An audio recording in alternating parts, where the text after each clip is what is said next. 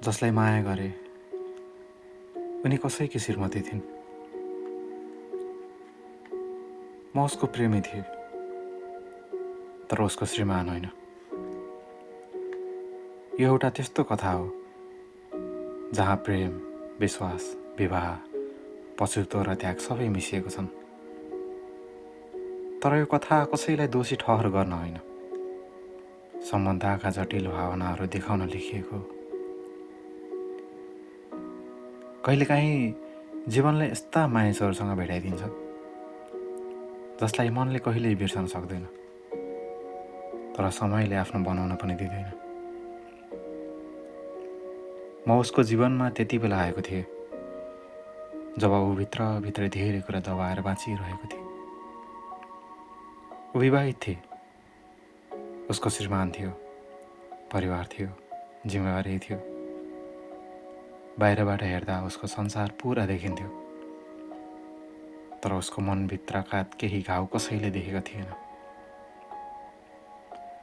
हाम्रो चिन्जान सामान्य रूपमा सुरु भयो। सुरुमा केही सामान्य कुरा, त्यसपछि लामो कुराकानी। बिस्तारै ऊ आफ्ना पीडाहरू सुनाउन थाले। म सुन्थेँ, कुनै निर्णय सुनाउँदैनथ्यो। सायद त्यही कारण उसले मसँग मन खोल्न सकी। एक दिन उसले भने, मलाई कसैले बुझिएको धेरै वर्ष भयो। त्यो एउटा वाक्यले मेरो मन छोयो। म उसलाई प्रेम गर्न खोजेको थिएन, तर माया त अनुमति लिएर आउने कुरा पनि रहेनछ। दिन बित्दै गए, मेरो दिनको पहिलो शुभ पर्वत र रातको अन्तिम शुभरात्रि बनिन्।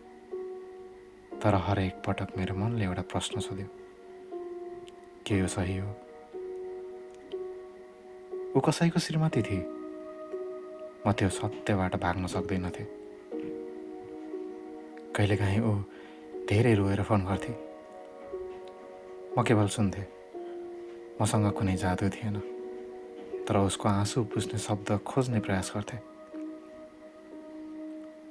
ऊ भन्थे, काश तिमीलाई धेरै पहिले भेटेको भए। मसँग त्यसको कुनै उत्तर हुँदैन थियो। समयले हामीलाई अझ नजिक ल्यायो, तर वास्तविकताले हरेक दिन सम्झाइरह्यो, हामी सँगै हुनको लागि बनेको होइन।